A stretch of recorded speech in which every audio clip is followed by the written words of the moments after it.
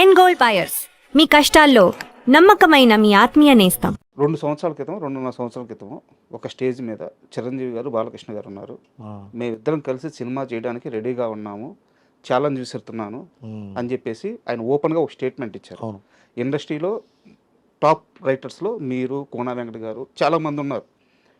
So market పరంగా మంచి వాతావరణం ఉంది, వాళ్ళు ఓపెన్ స్టేట్మెంట్ ఇచ్చున్నారు. వాళ్ళిద్దరిని కలిపి ఒక సినిమా రాయడానికి ఎందుకు ప్రయత్నాలు జరగట్లేదు? చాలా కష్టం అండి. ఇప్పుడు కష్టం ఎందుకంటే near impossible. I will tell you why. Chiranjeevi గారు is larger than life image ఉన్న వ్యక్తి, నటుడు. బాలకృష్ణ గారు లార్జర్ దాన్ లైఫ్ ఇమేజ్కి టార్చ్ బేరర్.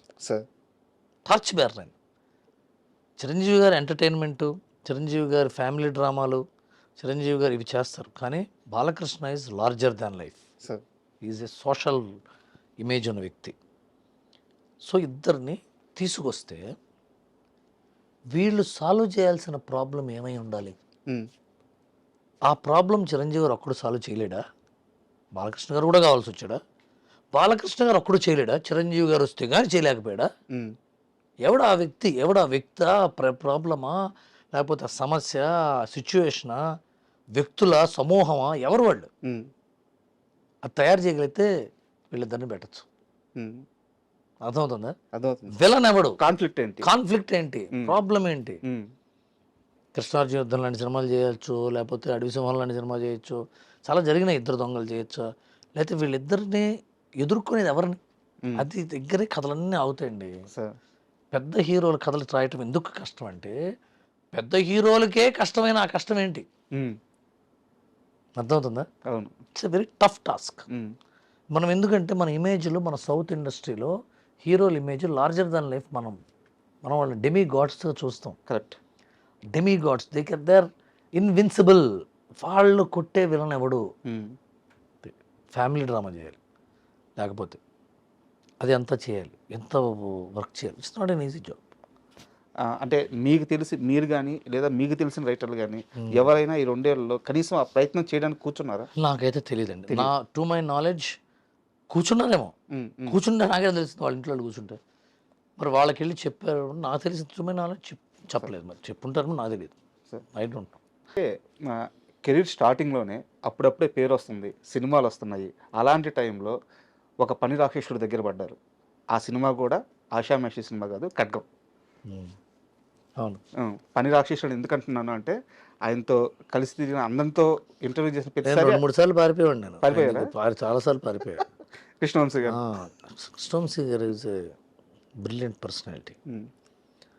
తెలుగు సినిమాకి ఒక ఆభరణం కృష్ణవంశీ గారు. ఒక ఆభరణం, ఒక ముఖ్యర లాంటి వాడు.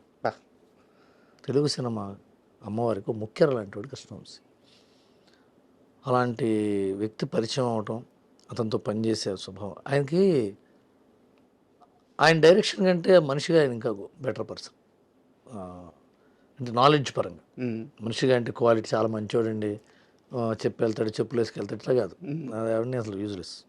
మనిషి యొక్క క్వాలిటీ, అతని నాలెడ్జ్ బట్టి, అతని అవగాహన, ప్రపంచం పట్ల అతనికి ఉన్న అవగాహన బట్టి తెలుస్తుంది. కానీ అతని గుణగణాలు, అలవాట్లు, అతను వాటి బట్టి తెలియటం. ఒక్కొక్క పరిస్థితులు ఒకటి ఒక్కొక్క రకంగా వాడతాడు. అతనికి ఉన్న అవగాహన, వెల్ ఎడ్యుకేటెడ్గా చదువుకున్న వ్యక్తి, తెలుగు సినిమా తీసే టెక్నిక్ గురించి కానీ, క్యారెక్టరైజేషన్స్ గురించి కానీ, మట్టి వాసన తెలిసినవాడు, మనిషి తత్వాలు తెలిసినవాడు. నువ్వే ఆయన క్యారెక్టర్స్ చూసారా, మనకి హద్దుకుపోయి ఉంటాయి. చాలా ఎక్సర్సైజ్ చేస్తాడు. ఆయన ఎంత ఎక్సర్సైజ్ చేస్తాడంటే క్యారెక్టరైజేషన్స్ మీద, ఆ క్యారెక్టర్ ఎలా బిహేవ్ చేస్తుంది, ఆ సీన్ టోటాలిటీ సినిమా కూడా దెబ్బతింటుంది ఒక్కోసారి. ఆయన కాంప్రమైజ్ అవుట్, ఈ క్యారెక్టర్ ఇలాగే బిహేవ్ చేయాలి కదా, ఇలా ఎందుకు బిహేవ్ కాదండి, కన్వీనియన్స్ కోసం ఇలా చేయొచ్చు, కాసేపు మన కన్వీనియన్స్ కోసం. ఆయన క్యారెక్టర్ని ఇచ్చే వాల్యూ, అంటే క్యారెక్టర్కి ఎందుకు వాల్యూ ఇస్తారంటే మనిషికి వాల్యూ ఇస్తాడు కదా. క్యారెక్టర్స్ తయారు చేస్తాం, క్యారెక్టర్స్ అందరినీ ఒక కామన్ సిచ్యువేషన్లో పడేస్తాం.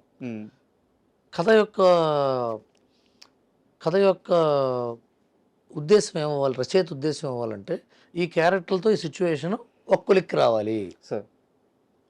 అదే కదా. ఈ క్యారెక్టర్స్ ఒక్కోసారి రచయిత వాటిని కన్వీనియంట్గా డిసప్పేర్ చేస్తాడు, ఆపుతాడు, లేకపోతే మార్చేస్తాడు, లేకపోతే వాళ్ళు కనపట్లేదంటే ఏవో జరుగుతాయి. కానీ ఆయన ఆ క్యారెక్టర్స్ వాళ్ళలాగానే బిహేవ్ చేస్తుంది. హాలీవుడ్ టెక్నిక్ ఇది, Hollywood method. The characters behave like themselves. There will be a lot of integrity in writing, there will be lot of organic shifting in writing, and yet the story reaches an end. Sir. That's why classic English films, Hollywood films, they stay for ever.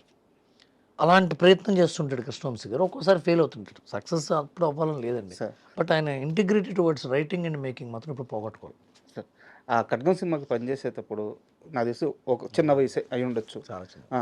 భయమే లేదు ఆ dialogues రాస్తున్నప్పుడు, ఆ making అప్పుడు. లేదండి, అప్పుడు ఎక్కువ ఉత్తేజ్ గారు వాళ్ళు ఉండేవాళ్ళు, మ్మ్. కృష్ణవంశీ గారు ఉండేవారు. మ్మ్. ఇప్పటికి చిన్నపిల్లని కదా నేను. పైగా నేను అప్పుడు పోసాని కృష్ణమురళి గారి స్కూల్ నాది. సార్ అసలు భయాలు Okay, కూడా అది లేవు, వేరే ఆ స్కూల్ లేదు అసలు. వేరే లెవెల్ స్కూల్ కదా అది. అది అసలు భయాలు లేవు. మ్మ్. భయం అనేది నాకు జాగ్రత్త వేరు, భయం వేరండి. సార్ కుదురు జాగ్రత్తకి భయానికి తేడా తెలియాలి మనుషులకి. మ్మ్. భయం వేరు. నీ వేపున న్యాయం ఉన్నప్పుడు, నువ్వు నీతిమంతుడు అయినప్పుడు నువ్వు ఎవరికి భయపడాల్సిన అవసరం. సార్ నువ్వు when you're law abiding citizen, you need not worry about anything.